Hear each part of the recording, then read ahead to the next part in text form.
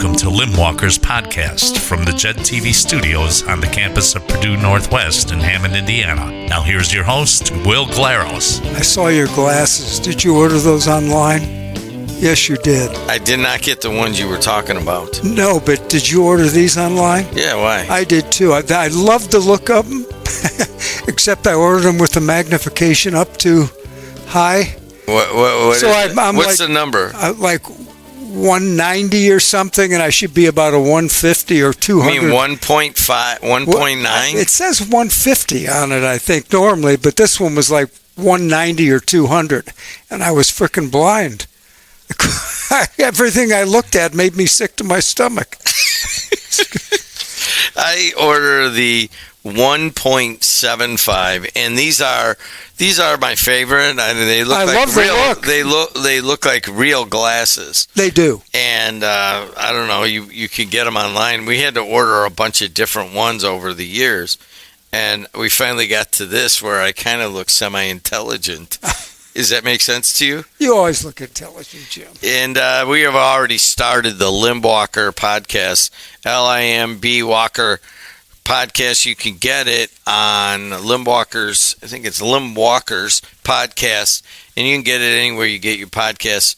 Basically, it is a leadership / motivational podcast led by a guy who has been in this arena for a long time, and that is Will Glaros. Good morning, Jim. And the first of all, I got to make fun of his shoes, which he's still got the bunion problem. No. Let me. Yesterday I graduated, and they rang the bells, and they gave me a set of bells, and I shook them like this, which all graduating patients do, and he set me free, so I'm released from care. When are you going to put real shoes on? I asked him about that, and he said that it'd probably be a good idea not to rub on that bunion, and as long as it's warm out, continue to wear the holeless shoe. He's got a big hole in his shoe, but he thinks he's hiding it by having the same color sock. Well, underneath. It does work.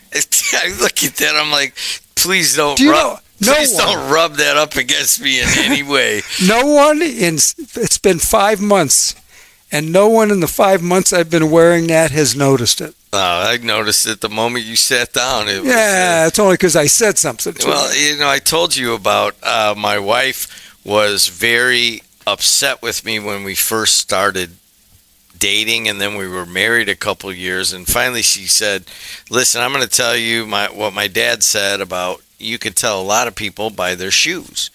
And if their shoes are clean, and if they're well-fitting, and they're tied nicely and stuff like that, it says a lot about someone. And so I never really thought about it. I always wore dumpy, crappy, dirty shoes. And now all of a sudden I wear pretty decent shoes most of the time. Yeah, those are nice-looking boots. You might want to shine them. You know what? This boot is made to not do that. It's like supposed to be like a used leather like a valise. Field look or something. Yeah, field look. Yeah. And I tried it, and I had them buffed up one time at an airport, and the guy's like, "Yeah, you're not supposed to do these ones." and it looked weird. They were all shiny, but underneath they're all beat up. But or is that just you haven't taken the time to wax them or clean them? No. I put the I guess the longevity stuff that keeps them moist, the mink oil or whatever. The one thing I'm interested in is I noticed that zipper on the side. Does that mean you can just pull that zipper down and pull those things? I've got a pair of boots look just like those, but with no zipper. And at the airport, that's a real pain in the tail. Yes, it is. Very much a pain in the tail. And we are talking to Will. He has a Limbwalker creed. I'm going to read it, and then we're going to pick one of these. I am special and unique. I will define a vision and plan for my life. Number 3, I will be self-disciplined. Number 4, I will live with a positive attitude. Number 5, I will work hard and persist. Number 6, I will go the extra mile. I will look for the best in everyone. I will learn from every adversity. I will help others grow. I will honor time. And you could get this in the show notes. We'll put it up there on the Limbwalkers podcast. And just to remind everybody what Limbwalkers means, Will, you sent us some pictures of the actual tree that is. I did. It was a tree. It had to be when COVID's first hit. I went out and I liked the idea. I've been dealing with Limbwalkers for quite some time, but then it struck me, I'm talking about a tree, a limb walker. Now, most people, when I tell them that, they think I'm a tree cutter downer or some kind of a trimmer. And that isn't it at all. What it is that our lives are all, they start at a core, like the trunk of a tree. And our life path is how far out on that limb of that tree we're willing to go. Some people don't go beyond the core of the tree. They stay there, and that's okay. I mean, everybody's different. But the range of things you can accomplish and do if you're willing to go out and do the things that it takes to make your way across that limb without it crashing. And sometimes it crashes and you have to get back up, bring yourself up there and recover. You know this from what you dealt with in the market. So it's kind of a life thought on mine. It's something I have. I've never heard it before, that we just all have a core, and it's how far outside of that core do we want to grow. We're going to pick one off the Limbwalker Creed from time to time. Here we're going to go at number 7. I will look for the best in everyone. Why is that in your creed? I just believe that we're such a cynical society. We tend to lack trust in people. We think we have to do things, not all people think this, but think that we have to do things ourselves because we can't depend upon other people. And I just think that you've got to believe until proven wrong, give the person the benefit of the doubt, and even give them a couple of steps where they can walk out on that limb themselves and try something, and you've actually helped them succeed because you've given them that opportunity. Trust people, believe in them, and even if they fail, believe in them again, and maybe if they fail a second time, again. I mean, there certainly is probably an end point, but giving people the benefit of the doubt and thinking the best of them, I think benefits them and it benefits you. Have you been burned with that philosophy? I have, but without naming names or any identifying factors, how would you have gotten burned in that way? Well, when you trust somebody, and I'm going back quite a while on this, kind of had a friend and gave him all the benefits of the doubt on everything we did, introduced him to all the people we were. This is kind of a silly one, honestly. And then all of a sudden I found out he was trying to date a girl I was interested in. So I was disappointed. Now, have I ever had that happen in business? Honestly, because I kept my operation small and selected the people that worked for me carefully, I was very lucky and didn't have that event occur. Marriage, same thing. I mean, I met my wife. I saw her and I thought, wow, she's somebody I could spend the rest of my life with. And after a couple of years, we ended up making that happen. But a serious, terrible thing, no. Fortunately, I've been lucky from that standpoint. You know, it kind of is a corollary to seeing the best in everyone. And the corollary to that is to respect everybody's opinion. And I'm the morning host here, and I take a lot of phone calls, and some of them have some, pretty out there opinions and theories and that kind of thing, and I try to be respectful of everybody's. Everybody gets a voice here on my radio stations, WJOB. It's been that way for over a century. But I get some of my buddies that are like, dude, every once in a while you just got to reject somebody as a crackpot, or as they're not showing respect for other people. And I'm like, no, listen, everybody's got something to say, and that if you kind of, I guess, weave them all together into the same fabric, then you get America, and you get Middle America, especially here in Indiana. And it took a while for me to understand that everybody's opinion matters. And that is, it's kind of hard, like, say, if you are in a leadership position in a business and you have people working for you and they come up with ideas, or they want to communicate with you, you have to look for that good part. And, all right, well, what are they trying to tell me? And, what is it? Is it just self-motivation and they're only thinking about themselves? But let's give it a go, and then let's respect what they have to say. In an organization, as a leader, I mean, what could you tell the people how to kind of get that part of it? Find the good part in them and respect the whole being. Well, I think some of that comes just from, if you're talking about being a leader in a work situation. I mean, you've got a certain groups of rules and things, but I think you have to accept people's creative thought process. But in an office itself, even though ours was originally relatively small with 4 or 5 people, and then has now grown to 30-some people, it's a more refined. When you get into the larger companies, it's a more refined pathway you have to follow. Where in a smaller company like we had before we were acquired primarily by Hub, we had a lot of latitude that we could give people. And we like to try to let people have that latitude if that's where their happy ground was for working and being more productive. My direct secretary, who started with me when I was a one-man operation, well, 2 with her, I let her develop the plan. I didn't know how to do all the stuff she did. So I had to learn from her, and then as new people came into the office, she would work on adapting them to what our system was. But we're always interested in listening to better ways to do things.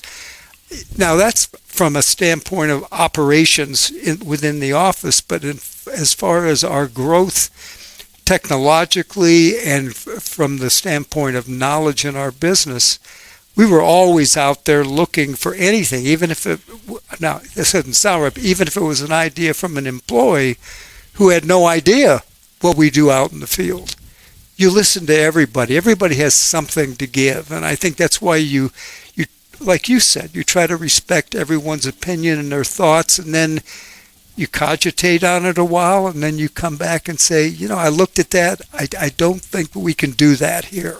But at least you've listened to them. They know you care, rather than just writing them off as a fool, because sometimes fools have great ideas.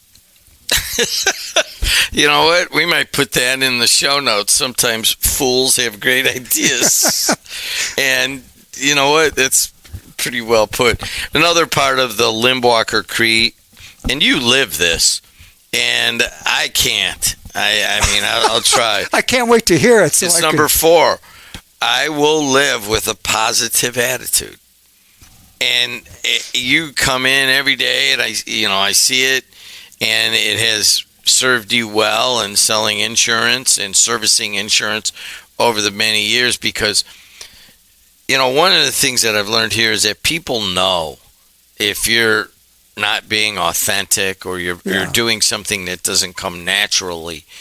If for you it seems to come natural, or does it? I think it does. I love people. And doing this show is dealing with people at a distance and talking with you.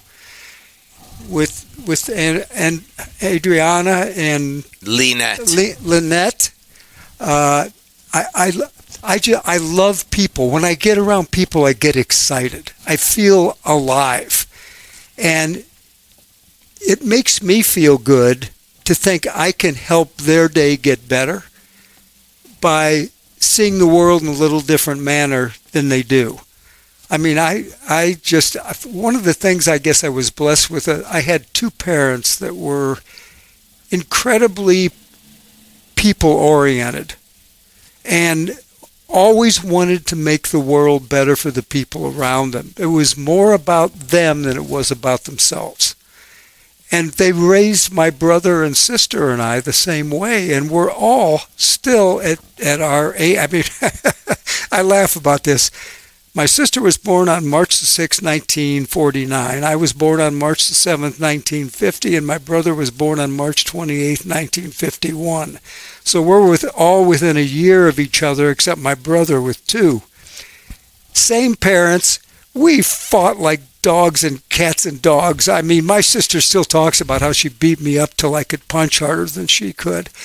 And we just had a ball, but we enjoyed people, and my parents taught us, make other people feel good. That's your job. Make it good for other people. So maybe it is natural, I guess, although I think learned to some degree, because I could have been told, you know what, don't trust anybody. Just run down the street and hate everybody, and you'll find out who your friends are. We were never raised that way. And I think maybe it was natural genetically. I don't know. I always say that there is I call it PEG, positive emotional genetics. Did the 3 of us inherit from our mother and father a gene named positive emotional genetics? Because we're all the same way.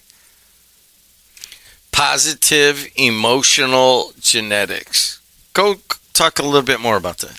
Well, I mean, I think the reason I link it to genetics is only because 3 people, 3 like age people, all came out with the same trait of doing that. So to me, you could almost make an argument there's some genetic gene in there that promotes that, and then you have it supplemented by what you get from home, from your parents or from relatives or whatever.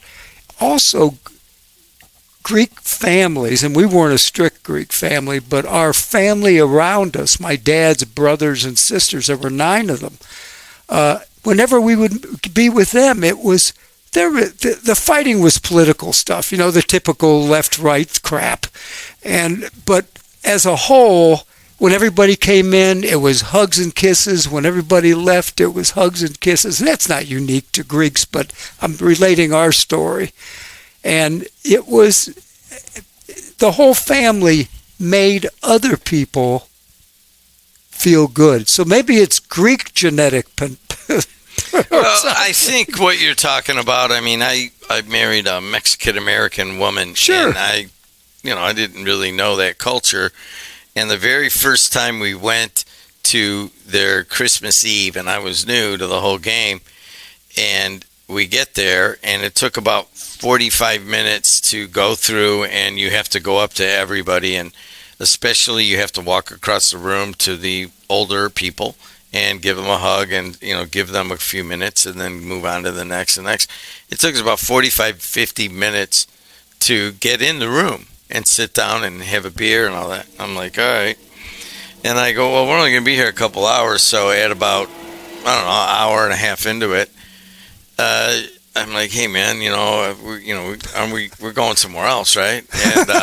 And she's like, yeah, okay, yeah, all right, let's say goodbye.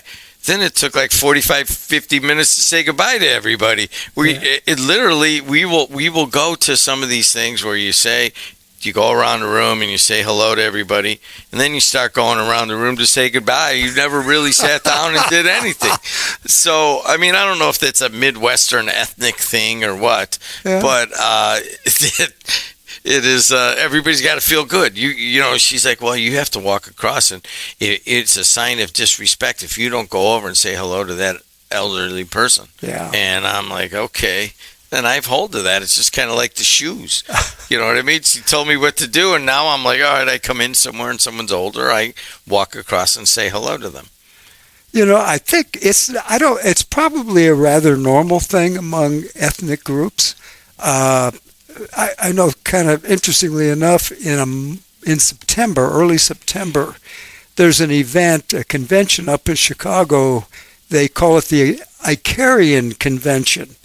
And it's for the island of Icaria and the people within the United States. I thought it was Icaria. Icaria, that's where my family was from, my dad's family. You just Americanized it, called it Icarian. Yeah, I do. Yeah. So They can understand it's Icaria. Icaria. Yeah. And we went to Icaria about 10 years ago. And the funniest thing is the name is based off of the mythical character Icarus, who was imprisoned, I think, on Cyprus with his father, and they built these wax wings to fly off the island. And they did, and he kept going higher because he wanted to see more.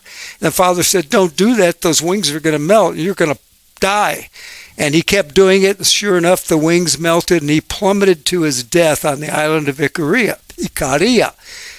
So when we were on the island visiting, we had this guy taking us around, a relative, and he goes, oh, by the way, do you see that crevice in the ground down there?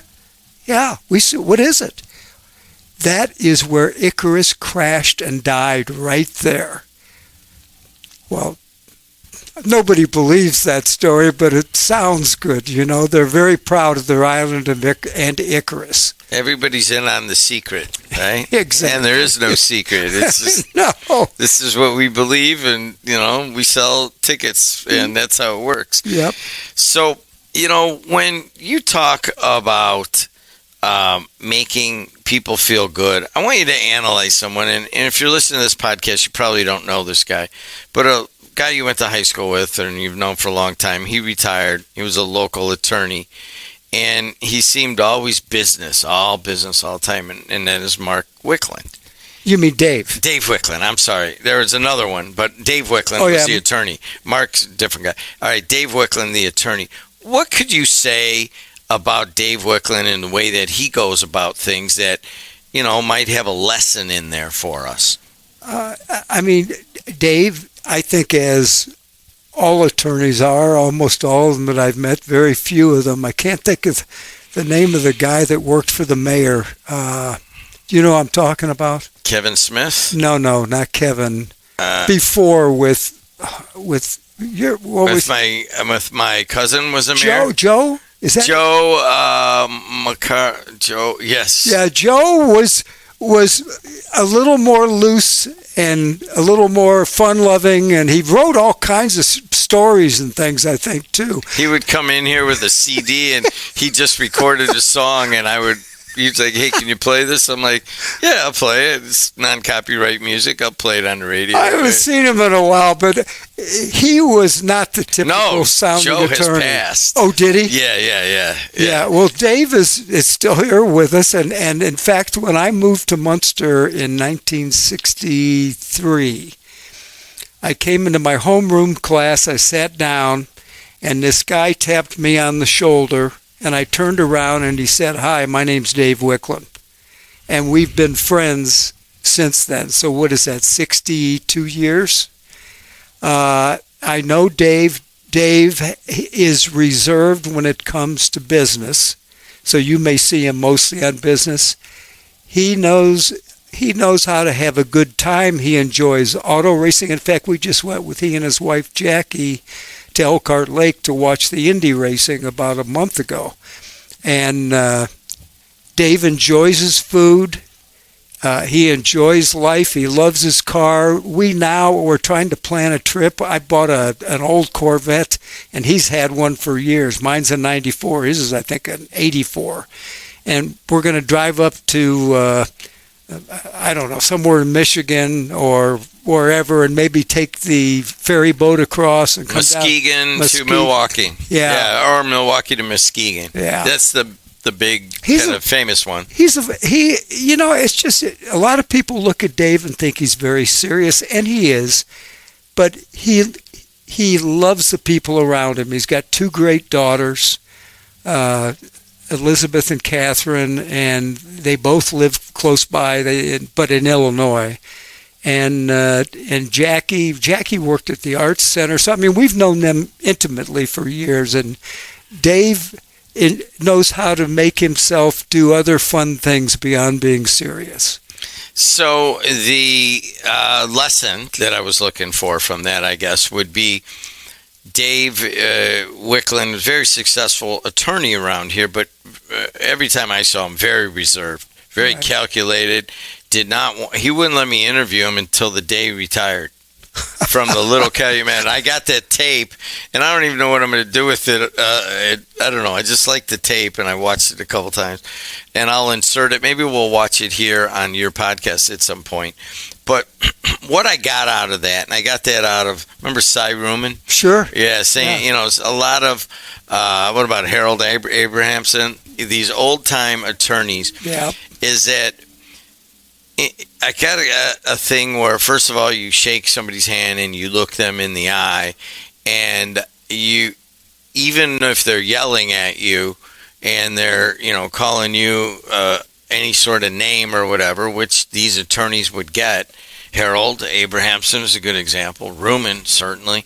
I mean, they get this thing where you can't phase them. You know what I mean? You can't phase Dave Wickland. He's not going to lose his composure or even a moment of his poise. That is not genetic. That is learned. I mean, and you notice, I'm on the air here every day. I do these podcasts. I don't know. Have you ever seen me get really mad? Or no. Now, when I was at the Board of Trade, you had to do that once in a while. Otherwise, people thought you were a pushover, and you had to literally push people and let your rage go for a little while. It was like controlled rage. Yeah. But when you get in a lawyer situation, they would hold back and be able to deal with the stress, and especially being attacked, and be able to take it and sometimes look you straight in the eye, just listen and say, okay, thanks for your input, and walk away. And I've learned so much from guys like Dave Wickland who will do that. Yeah, I agree. I think a lot of some of the law profession, because of the dramatic increase in the number of people doing injury law and the advertising that goes with it and everything else, I think, unfortunately, for the profession and even for those practicing in that field of the profession, it begins to look like it's nothing but about money. And of course, that's how you grab clients, is their interest in getting a fair financial recovery for what they've suffered. But I think there is, I don't know, maybe there's a course they teach in law school about how to be reserved, but I think you're right. Most attorneys I've known have been very reserved and calm, and I think they must teach them something in that.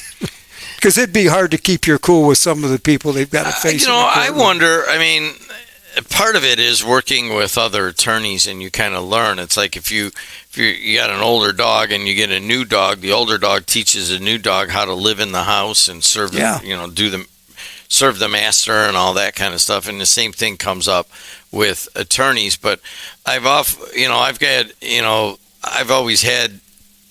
agreed with that, and I've had people attack and everything, and then it would be just like, well, hey, thanks for your input. Although one of my favorite lines is taking it out of The Big Lebowski, when somebody's ripping you and yelling at you, and that happens in this business, and then looking at them going, I'm sorry, I wasn't listening. Could you please repeat that? I've got to remember that. Yeah, I'm sorry, I wasn't listening. Could you please repeat that? That probably happens with most of us when we're being spoken to by our spouses. Yes, I'm sorry. I've tuned out for a moment here. Hey, listen, you can get the Limbwalker Creed by going to the Limbwalkers podcast. We talked a little bit about looking for the best in everyone and living with a positive attitude, but we just had some general conversation, which I always enjoy, with Will Glaros. Will, thanks a lot. Thank you, Jimmy. Enjoyed it as well. All right. Get Limbwalkers podcast wherever you get your podcasts. Listen to a bunch of them, and please like it and subscribe. Until next time, we will see you later. This has been Limbwalkers podcast, coming to you from the JED TV studios on the campus of Purdue Northwest in Hammond, Indiana. Thank you for listening.